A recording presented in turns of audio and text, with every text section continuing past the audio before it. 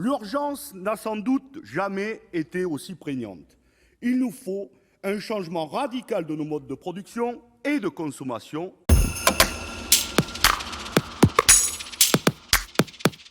Le scénario de l'effondrement est aujourd'hui de plus en plus présent dans notre société. La succession d'événements climatiques extrêmes, les rapports successifs du GIEC, tout comme ceux du Haut Conseil pour le climat et de toutes les instances en charge de mesurer l'effet de l'action humaine sur le climat, ainsi que l'impératif de réduire nos émissions de gaz à effet de serre, l'exploitation irrationnelle de ressources naturelles finies, tout cela peut susciter un sentiment de désespoir, de colère, de sidération, voire de dépression. Cela entraîne chez certains un déni de réalité du changement climatique, tant les défis environnementaux et économiques auxquels nous sommes confrontés sont réels.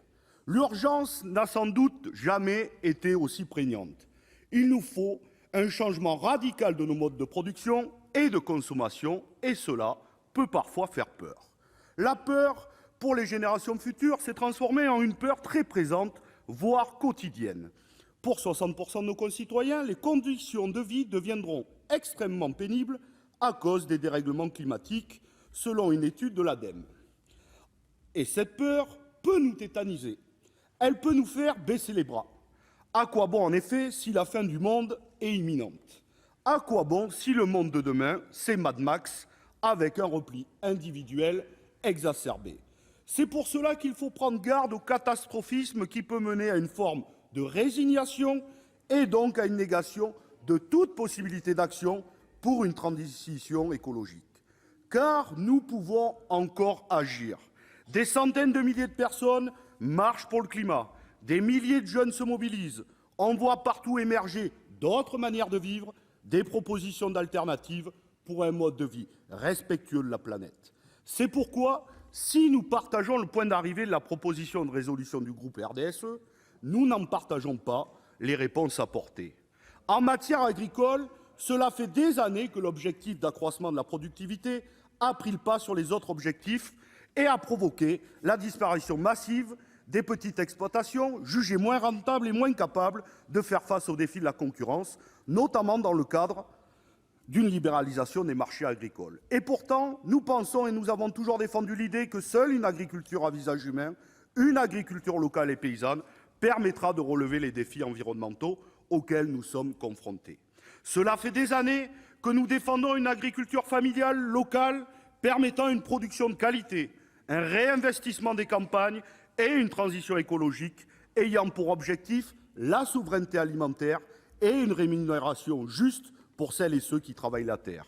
Et pour cela, il faut une relocalisation de la production afin de favoriser les circuits courts qui permettent une meilleure traçabilité des produits et favorisent des nouvelles formes de distribution.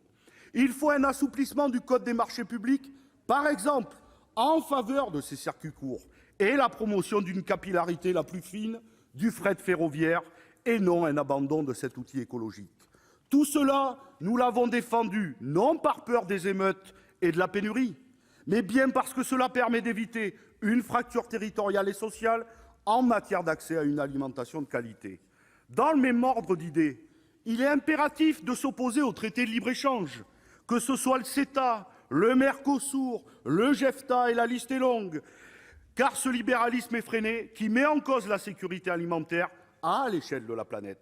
Ce même libéralisme, vous rigolez bien, monsieur Karoutchi, mais oui, ce même libéralisme qui divise entre d'un côté ceux qui pourront se payer la montée en gamme et de l'autre la majeure partie des gens, c'est-à-dire ceux qui devront acheter à manger au prix le plus bas et dans des conditions environnementales les plus sévères. Malgré ces réserves, nous soutenons l'initiative des auteurs de la proposition de résolution. Si la peur ne peut pas être un moteur, il n'en demeure pas moins que les questions posées et l'invitation faite au gouvernement d'amorcer un changement radical en matière agricole sont pertinentes. Oui, la résilience alimentaire doit devenir un sujet prioritaire dans l'agenda politique pour que les élus, les experts en sécurité et en gestion de risque, les représentants de la production et de la distribution alimentaire s'en emparent et qu'une stratégie de prévention et un plan de résilience soient élaborés face au risque de pénurie. Oui, la dissociation entre les territoires où sont produits les aliments et les territoires où ils sont consommés constitue un risque réel et il est indispensable de prendre ce risque en compte dans la loi et dans les plans de gestion des risques.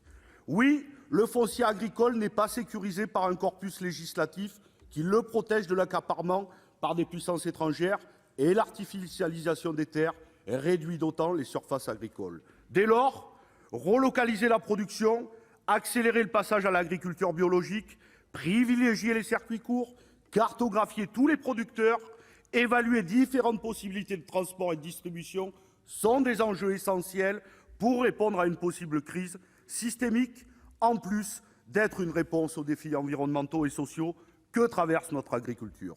Si nous saluons le travail de Françoise Laborde et de nos collègues du RDSE, le prisme essentiellement sécuritaire des propositions faites dans cette proposition de résolution ne nous convainc pas. C'est une démarche holistique qu'il faut dès à présent amorcer. C'est pourquoi une majorité d'entre nous s'abstiendra et quelques collègues de notre groupe votera en faveur de cette résolution. Je vous remercie.